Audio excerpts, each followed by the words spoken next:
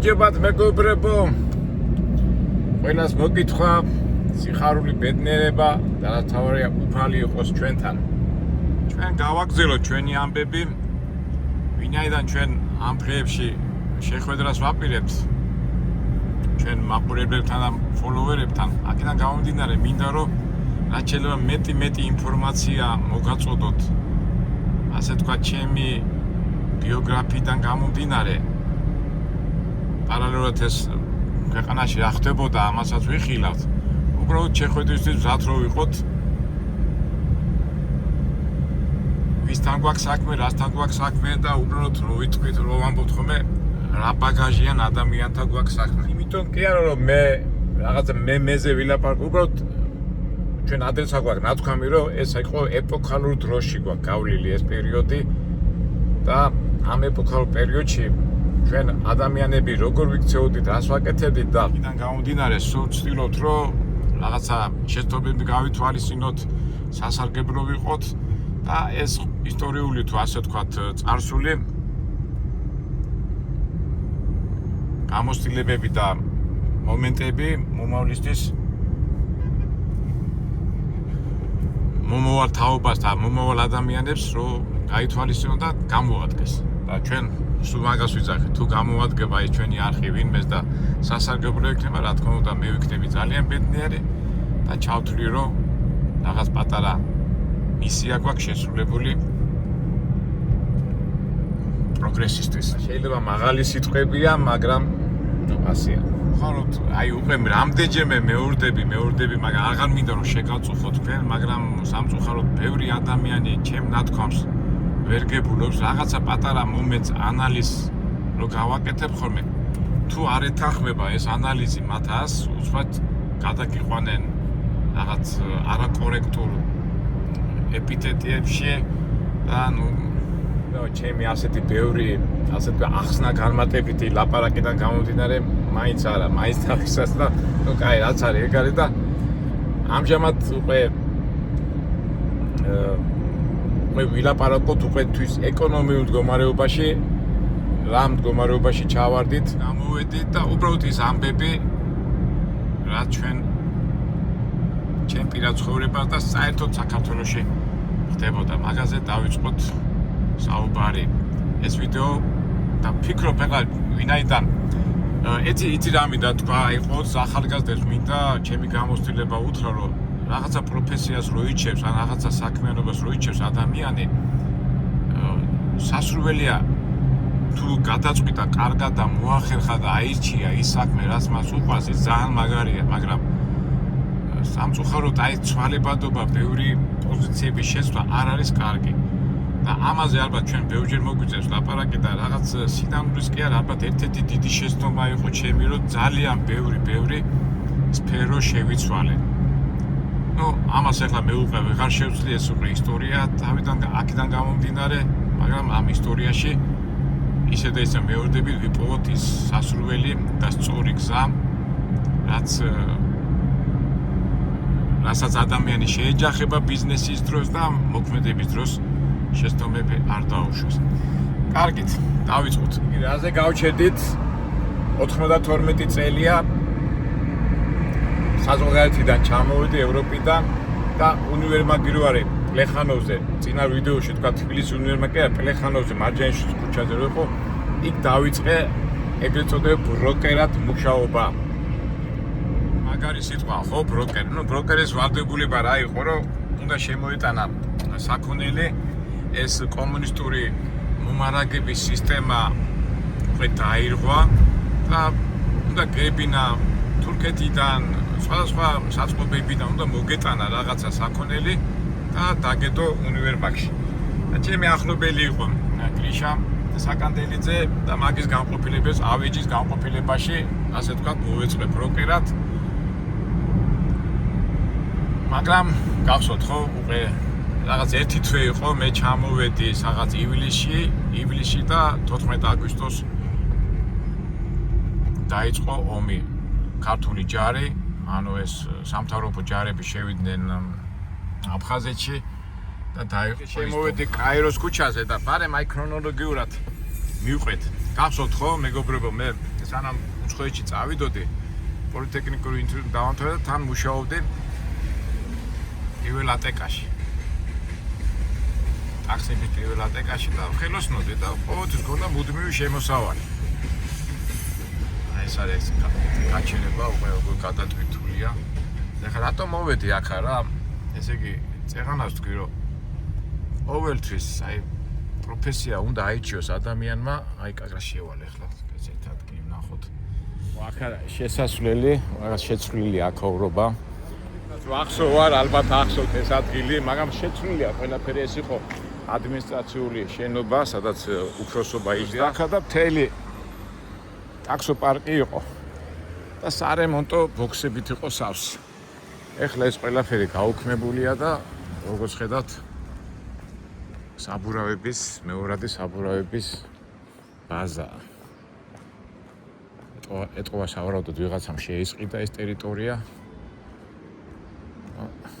ოღონდ დაცვა შეიძლება არ შემიშვა.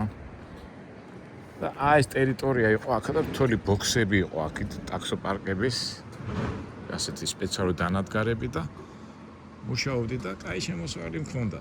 და გახსოვთ მე რომ ეს 91-92 წელს უკვე ეს თბილისის ომი რო დაიწყო, წავიდა ყაჩაღობები, მაიმუნობები, მაგრამ ხელოსანი ხარ და შენი შემოსავალი გაქვს. და მუდმივი შემოსავალი მქონდა, მაგრამ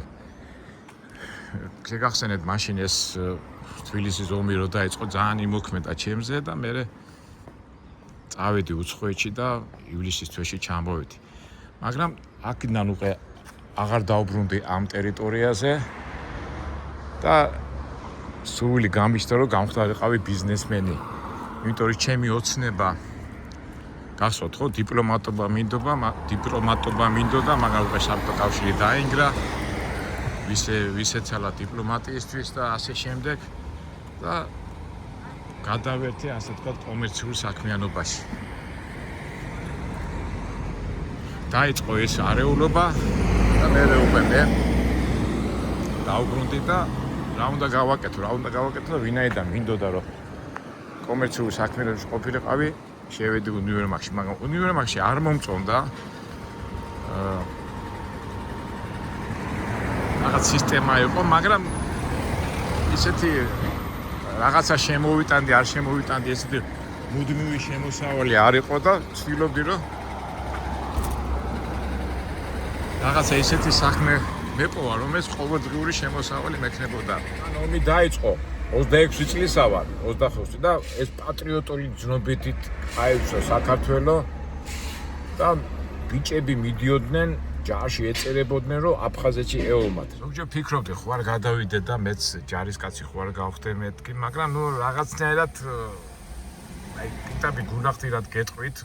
ყველას ჰქონდა იმედი იმისა რომ შევანაძე მაინც სოფლიო აღიარებული ადამიანი იყო და იქნება რაღაცა გააკეთოს და აი შორიდან უყურებდით, მაგრამ ახლა ომი და ის ვის უნდა, ხო?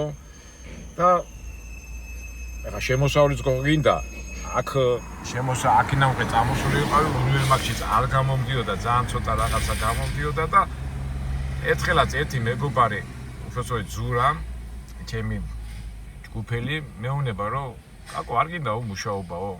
მეთქი რა თავაზობ მეთქი და შენ უბანთანო იქო ბუტკაო და თუ გინდაო მოგაქირავებო და შენ ამუშავეო.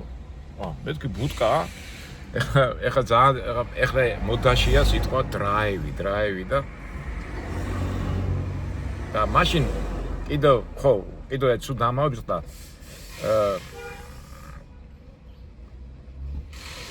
უცხოეთიდან რომ ჩამოვედი და კომერცია ხო დამაინტერესა და ფიქრობდი რომ საჭირო იყო განათლება, ეკონომიური განათლება და პარალელურად შევაგროვე საბუთები და თაწმინდაზე მე გაჩვენეთ მაგ ადგილს, მე მაგაზეც ვისაუბრეთ, როცა ეკონომიური თემებზე ვილაპარაკეთ. შევიტანე ამ ინსტიტუტში საბუთები და ერთწლიანი კურსები იყო ეკონომიური საერთაშორისო ეკონომიკის უნივერსიტეტი, ასე ერქვა იმ ინსტიტუტს. კორტავა იყო ასეთი ლექტორი. რა ვიცი, თუ უყურეს ამ ჩვენ ვიდეოს, ეს სიამონება ძალიან დიდი განათლება მივიღე, მაგრამ ესე იგი სწავლა იწყებოდა სექტემბრიდან და ივლისამდე ისა ივნისამდე უნდა გევლო. ძალიან ინტენსიური სწავლა იყო, დილის 9 საათიდან 3 საათამდე 5-6 ლექცია მიდიოდა და აი რაც ეკონომიური განათლება მაქვს, მე თავისთავად ხო იცით ხო სულ ვკითხულობდი ჩემებურად, მაგრამ მანდ აი რო იტყვიან გავაშალაშინე.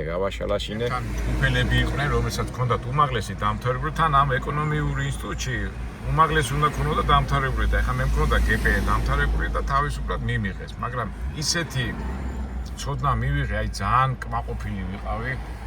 საბაზრო ეკონომიკა, საფონდო, ფინანსები, ბუღალტერია, აბსოლუტურად ყველაფერს სწავლობდი და აი როგორი მოწადინებული ვიყავი და ნუ მაგაზე მერე ვილაპარაკოთ რა წიგნები, როგორ წიგნები იყვნენ თაწმინდაზე რომ მივართ მაგაზე, აი ეკონომიკურ განხილვას რომ დავიწყებთ. აი მანდ მაგაზე მივარ და მაშინ ვილაპარაკეთ. ხო და პარალელურად ეხლა ასე ვამბობდი, უკვე ინსტიტუტში ვიწყებ და ეხლა ფიქრობ ცოტა თავისუფალი გრაფიკი უნდა მქონოდა, ეხლა რომელი სამსახური მიიღა შენ მიდიხარ ინსტიტუტში არ გამოდის, ხო? ეხლა უნივერსიტეტში კი ხარ ბროკერი, მაგრამ იქ ვიყავი უშტატო ბროკერი, რასაც მივიტანდი, რასაც გავყიდიდი, იქიდან მექნებოდა მოგება, რაც არა და იქ აუცილებელი არ უნდა ყოფილიყავი, მაგრამ შემოსავალი არ იყო და შემოსავალი ზუსტად იმ პერიოდში შემხვდა ეს ზურა და შემომთავაზა ეს დრაივი და დრაივი თუ ბუტკა, მაშინ იმდროინდ ჩემი ბიჭი მეუბნება რა ბუტკას იძახიო დრაი ხა ჩემი ბიჭი ეხლა ამუშავებს დრაივს, მე მივივართ იქა და დრაივია რა ბუტკაო და მე ძველიდან გამომდინარე სულ ბუტკას გავიძახი ხოლმე და ეხლა ბუტკა ნუ მივიდეთ იქა და გავაგზავნოთ ჩვენი ბუტკის ამბავი. კაიროდან გამოვედით, მესამე მასივის ხიდე და წავიდეთ ჩემი უბნისკენ. აი შემოვედით ჩემ უბანში, ჩემ სამფლობელოში.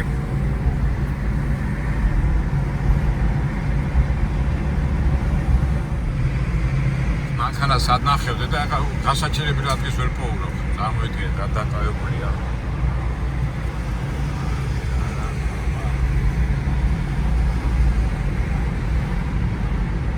ეს არის ჩემი უბანი, მეტრო სამგურის ზედა ნაწილი, ვასმოე პორტი აქედან იწყება. ამბავი მანქანებია, წარმოიდგინეთ და ეხლა ეს ისეთი უბანია რა, აი სულ ამაყობ, ყველა ერთმანეთს ვიცნობთ, აქ წარმოიდგინეთ ეხლა 90-იანი წლებია, აჩაღობები, მაიმუნობები, ქალაქში ყველას ჩაგრავენ, არის ერთი ამბავი, მაგრამ აქ ბინა არ გატეხილა და მეტი არ მომხდარა, იქით საბურთალოზე, ვაკეში ამბები იყო, ხო, ფაქტობრივად 92 წლის აი ბარდაკი პერიოდს რო ვიძახი, ამ ხრივ ეს ჩემი უბანი არის, აი ასე. თუ საბედნიეროდ ეხლა ესე გადიდ და უკვე ბევრი ეხლა რომ მოვდივარ ხოლმე ზოგჯერ ადრე სულ ნაცნობები, სულ ახლობლები დადიოდნენ, ეხლა უკვე ბევრი უცხო სახია, ესეც დროის ამბავია. მერვე პორტი დამიჯერეთ ძალიან მაგარია, ქალაქე ვერელებმა და ვაკელებმა კი არ იცია, მაგრამ აეროპორტი აქვეა 5 წუთში მიხვალ, ცენტრში მეტრო სადგურიდან შეიძლება უკვე. ვალერა, как жизнь, Валера? ჩემი უბანია, ფაქტურად ეს ასე მეტროდან ჩადიხა და რას ვამბობდი, აქედან მეოთხე გაჩერება უკვე თავისუფლების მოედანია, იქით ნავთრუხის ბაზარია და ერთობლივად ისეთი ადგილია რა, მე მაგრამ მომწონს ეს ადგილი, თუმცა პრესტიჟულად არ ითვლება. ნუ ერთ სიტყვით, ასეთ სიტუაცია და ეხლა ეს შენობა აქ არის, აი ეს ადრე არ იყო. სასტუმრო ააშენეს ვილა რეზიდენცი და იყო ასეთი ჯიხური, პატარა ჯიხური. მოწამოგიდგენიათ ახლა აიგეროა ჯიხური იმის მაგვარი. და კომერციულად კაი ადგილი იყო ნამდვილად, ეხლა ეს შენობა არ იყო. და ვიქირავე ჯიხური. აი ამ ადგილას იყო ჯიხური. და მოგეხსენებათ ახლა ჯიხურებში, ანუ ბუტკებში რა იყო?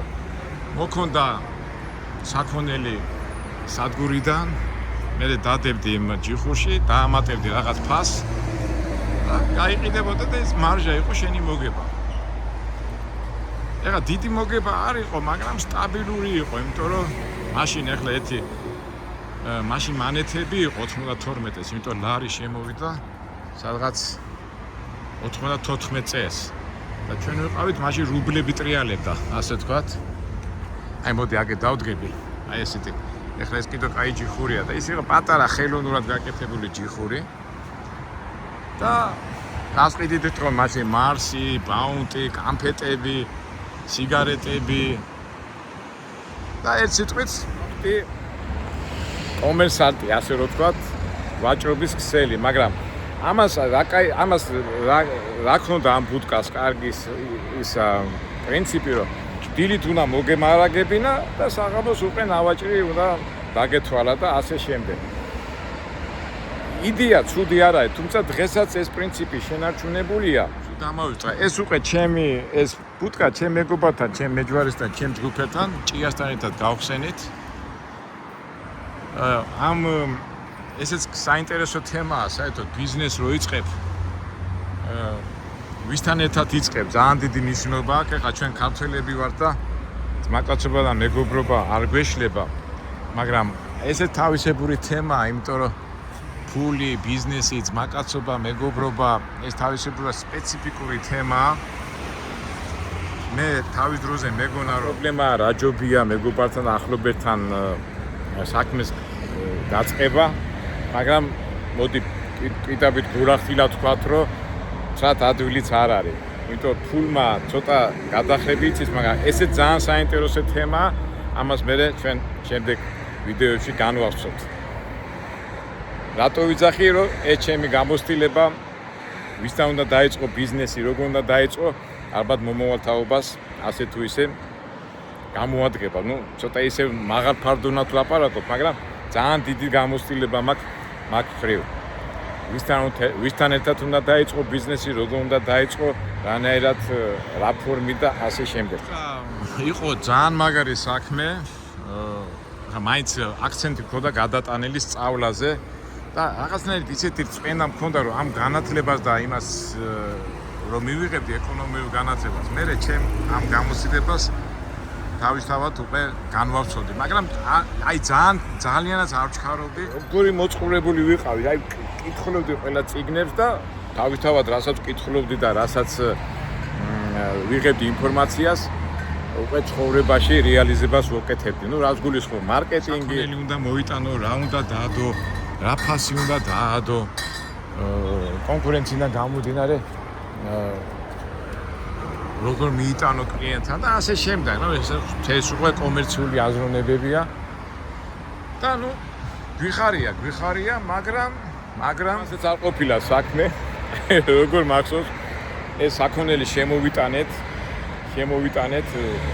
გამხედველიც ახლობელი მოვიყვანეთ. ვიხარია ხა, აბა როგორ რამდენი დღეს ნავაჭრი იქნება, როგორ იქნება ნავაჭრი და რაღაც მე და ჩემი მეგობარი გავედით იქით უბანში რაღაცაზე უნდა შევხედროდით და უცბად მოვედით რაღაც 1 საათის შემდეგ და ვხედავ ჩვენი გამყიდველი ტირის ეს ბუდკა დაწეწილი და ყველაფერი წაღებული. ეს გოგომ ეკა როგორ მახსოვს, აი ქვითინებდა.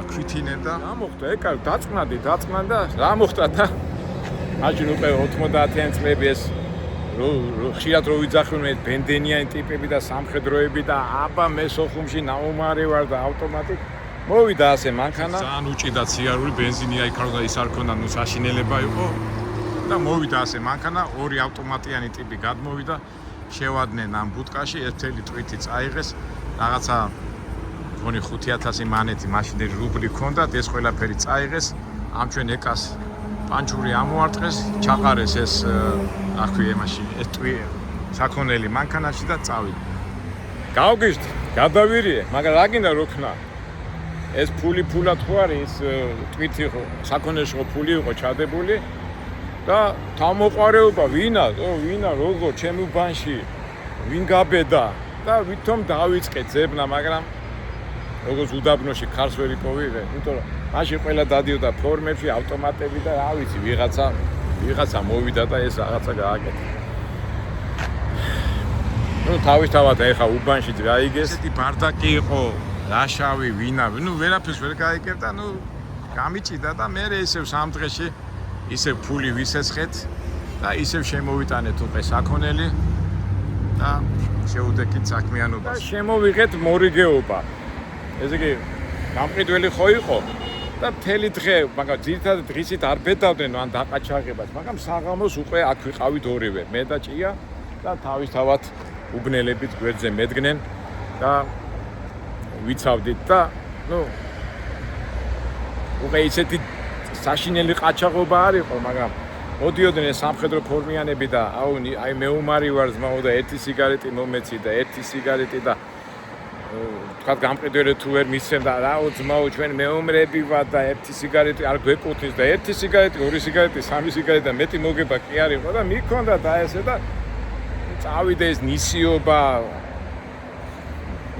ვინც ამ სფეროშია და ვაჭრობაშია, ასაც ლაპარაკობთ ეს არავის არ გაუკვირდებოდა, მაგრამ წარმოიდგინეთ ეხლა ეს მეომრები, ჭყალებში მეომრები ყველა მოდიოდა ძმაო ჩვენ აფხაზეთში ნაომრები ვარ და ერთი სიგარეტი არ გეკუთვნის, იქ ბაუნტისაც მიაყოლებდნენ, კამფეტსაც მიაყოლებდნენ და როგორია ეხლა ერთი სიგარეტი როგორ უნდა მისცე, მაგრამ თუ რაღაცა შელაპარაკებად მოხდებოდა, გეტყვა ძმაო ვაჭარი ხარ, ვაჭარი და იქ წავიდა მერე დაგნარი, მთელი ამბები და იყო ჩხუბები, გარჩევები, კაი სიტუაცია, ეს თავმოყარეობაზეც მოქმედეს, თან მე ახალგაზრდაც ვიყავი, მე აი ესეთი რეალიაში ვიყავით. კი, რჩებოდა რაღაცა ფული, მაგრამ მაშინდელი 90-იან წლები ვისაც ახსოვს და ეს პერიოდი ყველას ექნება ეს საშინელი მოგონება. ბევრი ხელჩართული ბრძოლა, საერთოდ ჩხუბი ყოველთვის მეხერხებოდა ბავშვობიდან სპორტსმენი რო ვიყავი, მაგრამ იმ პერიოდში იმდენი ვიჩხუბი 92-დან მე ტაქსისტობას დავიწყე და უკვე ის გავხდი რა, თვი არ გავიდოდა რომ ვიღაცა არ მეცემა, თუ ეხა ავტომატი იყო, ხო ავტომატიან ტიპი დაგადგებოდა იმას და მხედრიონმა ხო ტვინი შეგვიჭამა, მხედრიონი და ჯაბას რო ევნებოდნენ ხოლმე რომ ჯაბა შენი ბიჭები ყაჩაღობენ და არ აქცევდა ყურადღებას, ეს ხო ფაქტია და იყო ეს სიტყვით აი ესეთ ორონტრიაში და გაწამაწიაში ვიყავი. თუმცა ჩემი ძმები ახლა ხო ხდები ხოლმე საღამოს ერთი 5-6 კაცი იდგა რომ ვიღაცა არ მოსულიყო და არ დაყაჩაღებულიყო. მე ამაშობაში 1-2 კაპიკი რო ვიშოვით ასეთ სიტყვაზე, უკვე უბნელებსაც ახლა მთელი დღეები აქ იყვნენ უბნელები და მე მომივიდა აზრი უკვე იქით ამ ხარეს გამოჩნდა ჯიხური, იჯიხური იოსკას ეკუთვნოდა გახსოვთ და მოდი გადავიდეთ იქით. ბუტკიდან იქით ამ ხარეს მიწისქვეშა გასასვლელი იყო ასე და ეს უცარიელი იყო ეს ეხლა დახლები და სავაჭრო ცენტრები. მაშინ ვინ გაბედავდა, ეშინოდა ეს ერთ-ერთი შემოსავალიან დღევანდელი მოსახლეობის და უცარიელი იყო და აქ რამდენი ბიჭი მიცემია ზოგჯერ რო გქონდა ხოლმე მთელი ეს დაგნარი, ხო მოდიოდნენ ან გაიქცეოდნენ იქიდან წეს და ჩამოვარტყავდით მე აქედან დავარტყავდით და მიდიოდა ცემატყება იმ ყაჩაღებს ვინ ჩვენ ჩაგრამდე თუ დაჩაგრა უნდათ. აი ადნაჟდი ამერიკა რო არის ხო გახსოვთ? აი ზუსტად აი სცენები იყო. ითქვას რომ ადნაჟდი ერთხელ ამერიკაში ერთ-ერთი ჩემი საყვარელი ფილმია, მეთქი ადრე მაგ ნათხამი და აი სულთად ეს ერთხელ ამერიკაში რეალობაში ცხოვრებაში შემიძლია თქვა რომ სიუჟეტი ის ამერიკული მომენტები და ჩხუბები და გარჩევები და წილობრივად აქ ამ ტერიტორიაზე ხდებოდა. აქეთ არის ეს ნავთრუხის ბაზარი, ვინც აქედან გასასვლელია. ნუ ამაზეც მე ჩვენ ვისაუბრებთ. იმიტომ ნავთრუხიც ძალიან ბევრ ამბებს მაკავშირებს ჩემ კომერციული ამბებში და ნუ შემდეგ ვიდეოში ამას მე განვიხილავ. ხოდა ესე იგი აი აქაც ახლა ეს ჯიხურებია, მაგრამ აქაც ასეთი პატარა ჯიხური იდგა. ახლა ეს ვიღაცამ შეისყიდა. მაგრამ პატარა ჯიხური იდგა. ეს ეკუთვნოდა იოსკა ჩვენი პლანაზია, იმას ეკუთვნოდა აი ეს ტერიტორია და აქაც გავხსენი ჯიხური, მაგრამ აქ უკვე იყო ჩემი ჯგუფელი იყო. წიში მყავდა და აქით უკვე მე ვიყავი წიში და ორი ჩემი უბნელი, ჩემი ძმაკაცები, ჩემი მეგობრები ჩაერთნენ ამ საქმეში. ესე იგი 92 წლიდან ფაქტობრივად ეს გაგრძელდა სოხუმის აღემამდე 93 წლამდე. აი ამ ტერიტორიას ვამუშავებდით. ერთი ჯიხური იქით ქონდა, ბუტკა თანამედროვე იმით დრაივი, აქეთ მეორე. აქ მოგესწრებათ ეს ლილოსკენ მიმავე ავტობუსებია, ტრანსპორტი ასე დადიოდა და ეხლა ერთი ჯიხური იყო და იგივე სცენა მეორდებოდა. ხან იქიდან ვიღაცა დაგვაყაჩაღებდა იმ ბუტკაში, ხან აქედან ვიღაცა დაგვაყაჩაღებდა და იყო ერთი დაგნარი, ოგნარი და ისე შევწუხდით, ისეთი პერიოდი მოგვივიდა რომ და იჭრებოდა ფიზიკურად მოქმედებდა და ზოგჯერ რას ვაკეთებდით ხოლმე, იცი რომ ეს გვარდიელები და ეს ხედრენები გამოდიოდნენ საღამოს 6-7 საათის შემდეგ.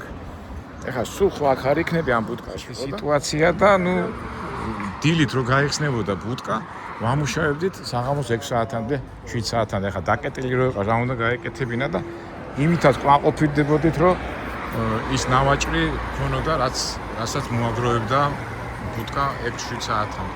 ეხლა მოგება რომ ნახოთ, ეხლა დღევანდელი დრაივები და ბუტკები 24 საათი მუშაობენ და ჩვენ მუშაობდით დილიდან 5 საათამდე. აი ესეთ ცუდ სიტუაციაში ჩაგვაგდო იმ დროინდელმა სიტუაცია.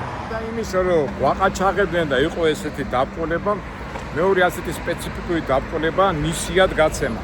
აი მე ხშირად მithქვამს რომ მეგობრებს და აი დამეთანხმებიან ჩემი მეგობრები რომ უბანში ბიზნესი არ უნდა დაიწყო განსაკუთრებით ბუტკა და დრაივის ამბავში. რატო? იმიტომ რომ მოვა უბნელი და ხობს ის მომენტი უარს ვერ ეთქვი, იმიტომ იცნო ბავშვობიდან იცნო, მაგრამ ფულს ხო არ გამოვარდნა და იყო ხოლმე მომენტები რომ ნისიად პრობლემაა სავაჭრო ობიექტებში და მე ვცდილობდით ხოლმე რომ ჩვენი ქალ ყოფილიყო მარტო გამყიდველი, მაგრამ გინდა არ გინდა ძალიან ბევრი უხერხული სიტუაცია იქნებოდა ამ ნისიების გადამყიდე. ამ ხილული ყაჩაღობისა და ქუჩური ყაჩაღობისა ცალკე უკვე მოდიოდა საგადასახადო იყო მაგარი ბატაკი მოდიოდა ვიღაცა იმასთან ხანს აძლევდი, აჟანიკს აძლევდი, დასუფთავებას აძლევდი და რიაში ამისთვის ყველაფერი უნდა გაგეძლო და ისეთი მოგება უნდა ქონოდა ეს ხარჯები გაგესტუმრებინა.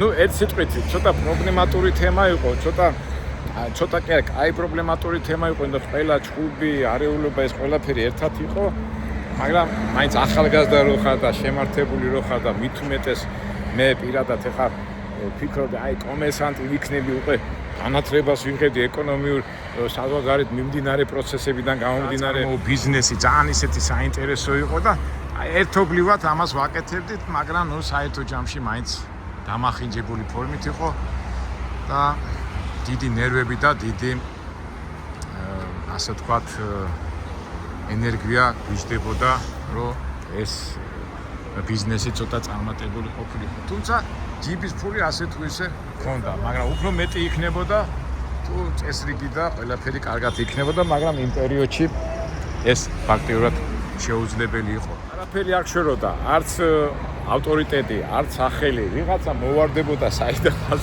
იარაღიანი ტიპი, ფორმიანი ტიპი და ძალადობით ასე გამოთქვა რომ რუსებს რა სილა ეს უმანი ნადა და ეს მენტალიტეტი ჩვენ ქართულ რეალობაში არ ჯდებოდა, მაგრამ ფაქტია რომ იყო. ხაროთ იყო სისხლი, იყო მაგარი დაზიანებები და უბედურებების მონაწილეები ჩვენც იყავდნენ, არ ვიცი, მაგრამ სხვანაირად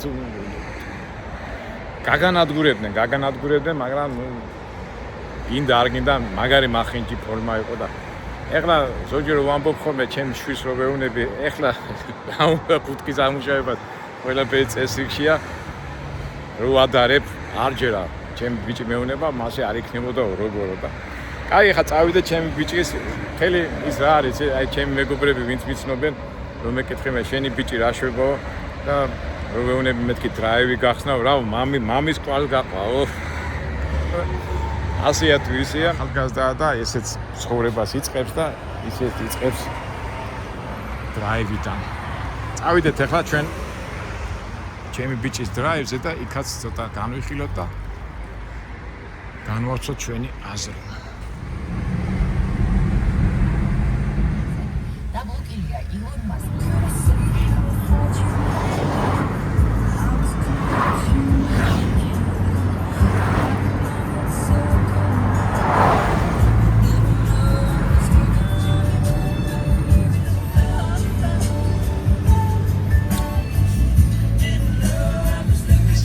დრაივები ცუდ ადგილას ნამდვილად არ აქვს. არის დეზერტერის ბაზრის პირდაპირ, უბრალოდ ცოტა მანქანის გაჩერებაა ძნედ, აი როგორ მოვახერხებ ახლა ამას ნახავთ.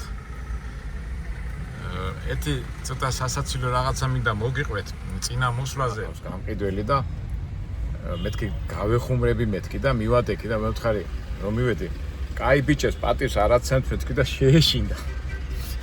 და აბა ახლა მოვშინდოთ, აბა გავეხუმროთ მუშაობაზე და ზოგჯერ უნდა გავიხუმროთ ხოლმე და ორი ჯიხური აქვს. ახლა აქ ერთი ჯიხური აქვს ჩემთვის დრაივი. ახლა არემონტებს. აი ეს აქითა და მეორე იქით არის, ჯერ არ არის ამაში თვინე, აი ეს ადგილი, მაგრამ ადგილი როგორ გავაჩურო, აი ეს არის ერთ-ერთი ჩემი ბიჭის დრაივი. ხო არ უნდა შემოიტანოს თვით ისე საქონელი და მეორე აქე და აბა გავითამაშო და ჩვენი ხუმრობა როგორ გამოგვივა, აბა ცოტა. მაგალ აი ეს არის ჩვენი დრაივი. ჩვენ ახლა თავარია ადგილი ვნახოთ, გასაჩერებელი. გავაჩერი ახლა იმ ჩემთვის კი აქ ადგილი მაგრამ შევიდე და ტელეკომპიუტერი ეს ადგილი ვიპოვე. ჩემი ბიჭი აქ არის. ეს მანქანა აქ უყენია. მაგას ახლა საქმე გაკეთებულია და ახლა ეგერაზი და მაგას არ ვეწკი ჯობია. მივიდე გამყიდველი შევაშინოთ, აბა როგორ გამოვა. როგორ გამოგვივა ხო ჩვენ ისა. ხუმრობა. უნდა გავიხუმრო. აი პიჯებს პატივი არ უნდა ვცეთ? ეს უფრო ზაუძახე რა. აი ადგილია, ცუდი ადგილი ნამდვილად არ არის და ძველი დრო რო იყოს. აი პიჯ.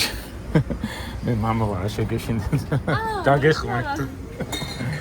აი პიჯებს პატივი არ უნდა სე? აი გეუბნელებს ახლა პატივი რა. გიო როგორ შეეშინდა შენ გავყიდეს და გავეხუმრეთ. ხო მაპატიებთ ხუმრობისთვის მე. ხო არ გეწყირა. ჩვენ დროს იყო ხოლმე რა. აბოდიშით. როი ძახი ხოლმე ახლა არის ძალიან ადვილი ბუტკების, ანუ დრაივების მუშაობა. როგორ მითხა საქმე? აი ნახეთ უკვე ჩვენ დროს ვითვლიდით და ახლა გიორგი კომპიუტერით აკონტროლებს ყველაფერს. როგორ მიდის საქმე? შენი მას უნდა დაურეკო, მოვიდეს. ვინა? შენი subscribe-ი თუ ის მიგულობს, ხო? რა უნდა? აქ მუშაობს, ეს რომ ესე იგი მეგობრებო, მეორე ჯიხური, ანუ დრაივი იქით არის, რომელსაც ამუშავებს. ცუდი ადგილი ნამდვილად არ არის. ბაზრობა, დეზერტირის ამბები. ეხლა ზოგჯერ მეკითხები ამ ხოლმე. რა არის ეხლა შვილი აქ რატო უნდა გამოუშვა, მაგრამ ცუდი ნამდვილად არ არის, იმიტომ რომ ეს ბაზარი, მარკეტი თავის გამოცდილებას იძლევა. გიო, ბალაჯენია გიკავია? ძველი ბიჭები არ მოდიან? ყაჩაღები? ყაჩაღების ამბები და ესე და. ეხლა თავარია გონება, კომერციული აზროვნება და რა თავარია ქვეყანა იყოს ძლიერი და ფინანსურად მიმზიდველი. დანარჩენს ყველაფერს ეშველება. თავარია იყოს სიწყნარე და თავარია ყველა ჩვენ ერთმანეთს უნდა გავუთხრიდეთ. აგით ახლა მე დაგემშვიდობებით მეგობრებო. აი ესეთი სიტუაცია, რეალობა. აქ უკვე ხო კომერციულად ვილაპარაკებთ, რაღაც ჩემებსაც ვეთქვი ჩემთვის, ასე ისე და რა ვიცი. აბა გადავხედავ ხა სიტუაციას, აქაურობას, არა გიო? შიგნიცაზე. არა, შიგნით ახლა ბაზარია და კარგით მეგობრებო, დაგემშვიდობებით. იმედია საინტერესო ვიდეოებში. თემას გავაგზავნებთ, ასე ვთქვათ, რუბრიკას ფულს. შეიძლება გვარად სანამ მოხდება ჩვენი შეხვედრა. შეგახსენებთ, ვისაც უნდა შეხვედრა, დარეგისტრირდით ნომერზე 599 97 99 05. 599 97 99 05 და მოვაწყოთ პატარა შეხვედრა.